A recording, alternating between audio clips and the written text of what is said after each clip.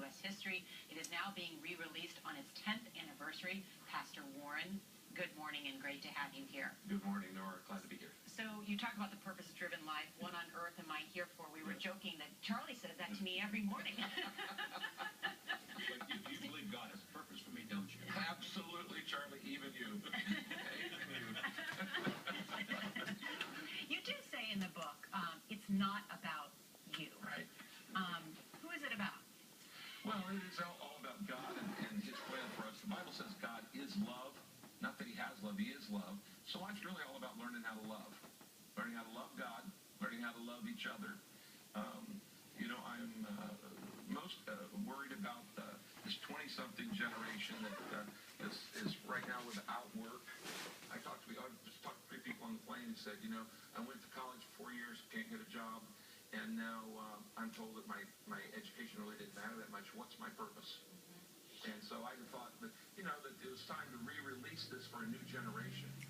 As you said, about 20% of America read the book 10 years ago, but a girl that was 12 years old is now 22. That brings it to politics beyond religion. On November 4th, before the election, you posted on Facebook, why would anyone jobless today vote to maintain the status quo instead of change when employment is still higher than 4 years ago? What are your thoughts on President Obama's re-election? It'd be my question to you. Yeah. Were you saying to people at that time, if you are jobless today, the president has failed you and you should vote against him and you should vote for change in the presidency?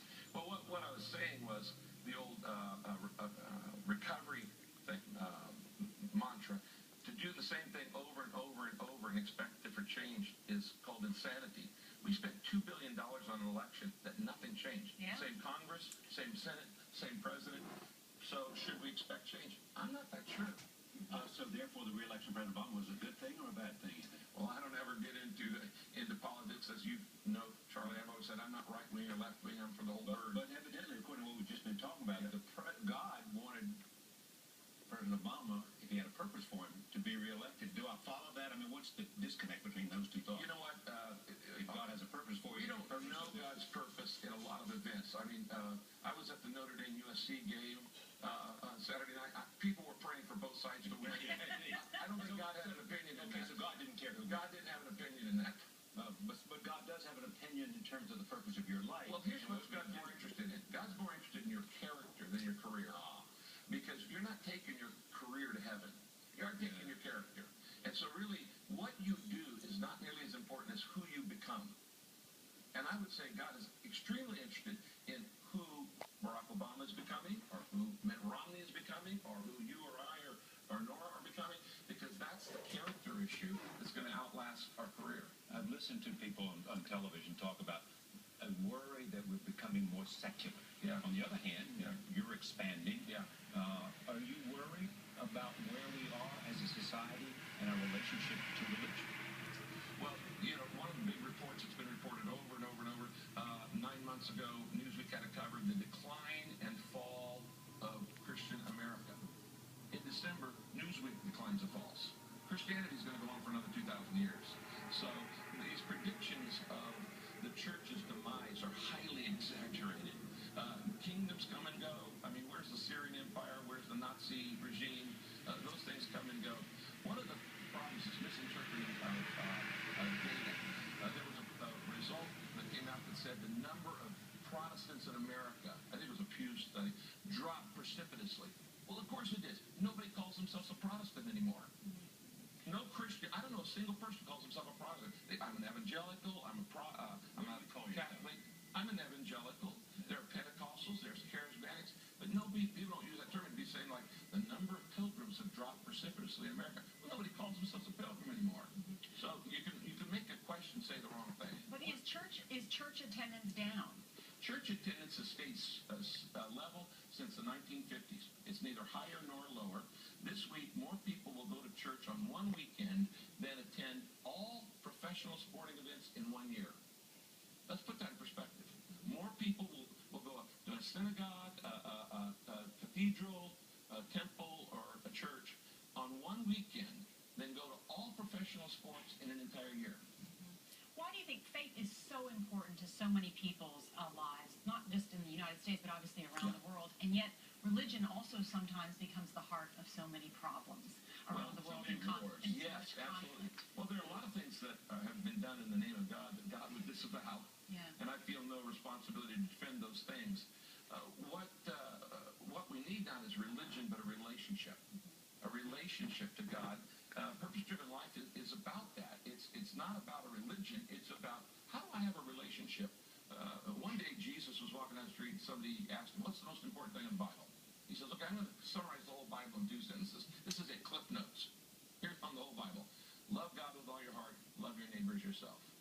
Okay? That's the vertical, you're in a good place. the vertical and the horizontal. And purpose-driven life talks about, how do I do both of those? How do I learn to love God with all my heart? And how do I learn to love my neighbor as myself? Speaking of love thy neighbor as thyself, want to talk about gay marriage, same-sex marriage, civil unions. Someone tweeted when you were coming on, said, ask him about his opposition to same-sex marriage. Why do you oppose same-sex marriage? Well, first let me ask you, do you consider yourself to be a tolerant person? I do. Yeah. So you would be respectful of people who would disagree with you no matter what? Right. Because that's a very, very personal question. And people want to make an incendiary issue over it. I have biblical views of what I think marriage is about. I am in favor of not redefining marriage. I'm not. It's not illegal to have a gay relationship in America. It's not a big issue to me. Let me ask you, it's interesting. There's a pollster named Bill McIntyre, a Republican pollster. He was John McCain's pollster. He's head of a big firm. His partner was Mitt Romney's pollster. And he has talked about there has not been one issue where there's been so much change so quickly. It was on the issue of same-sex marriage. Now we saw about a majority of Americans support same-sex marriage. How do you mix those two things, which is a personal opposition that might be founded in religious faith, based on what is public opinion that is shifting so dramatically on that issue? How do you merge those two things? Well, as a pastor, I believe in both the good news, that I believe Jesus is who he said he was, the Son of God, and I also believe in the common good. We're in a democracy where nobody wins all the time. Okay, for instance, I happen to believe life begins at conception, but that's not the law. Okay. And if other people don't believe that, you're tolerant of their views. Well, and right? the point is, nobody's leaving the country. We have a wide spectrum in America, and we have to work for the common good. And that means sometimes what I mean being co-belligerent. For instance, I don't agree with everything that the National Organization of Women supports. But when they are opposing abortion, but pornography that objectifies one body, I'm a co-belligerent with them. So I don't happen to agree with everything that my gay friends believe. But when they want to end AIDS, I'm a co-belligerent with them. In fact, Kay and I have given millions of dollars to fight AIDS around the world. And we've worked with both gays, straights. I can work with an atheist. I can work with a Mormon. I can work with a Muslim. I can work with a Baptist, Buddhist, Jew. And that's one of the issues we have to work on is the work on what can we do. But the important thing, I think, is to underline what you said earlier to Nora in terms of same-sex marriage. You have to be tolerant of other people's views.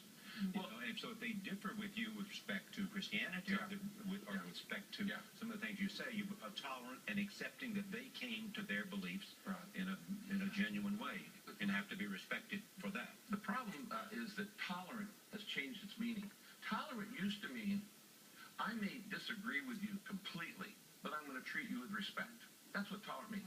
Today, some people tolerant means you must approve of everything I do. That's not tolerance, that's approval.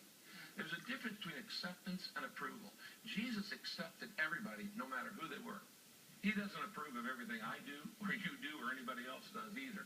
So you can be accepting without being approving. That's an important point. Let me change this to a different note, because in reading about you and having known lots of people who you consider to be good friends of yours, you also went through a much publicized battle against weight. Yeah, sure did. How did you win that? That's hilarious. Well, I've lost 50 pounds. I've got about 40 more to go. It's a really funny story. I was baptizing one day, and at Saddleback, we do it the old-fashioned way. We actually put people in water. And on this one day, I was baptizing 876 people. Along about number 500, I had not a very spiritual thought. I thought, we're all overweight. And so the next I got up, I said, folks, I can't ask you to get in shape unless I do. And I said, I've only gained 2 or 3 pounds a year, but I've been your pastor 32 years. Yeah. I need to lose 90 pounds. I brought in 3 doctors. We started a thing called the Daniel Plan, and in the last year, our church has lost 267,000 pounds. There's support in numbers. Yeah. In fact, several national organizations, we want to study you, your test group. You know what? Kudos to you and your parishioners for doing that and being a leader in that regard. And thank you, Rick Warren, for being here. And congratulations on the 10th anniversary and edition of The Purpose-Driven Life. It is available now. And R.A. Dickey, do you know R.A. Dickey? We were just all there. He loves books. Absolutely. And he throws a mean knuckleball, too. The Cy Young Award winner is here to tell us how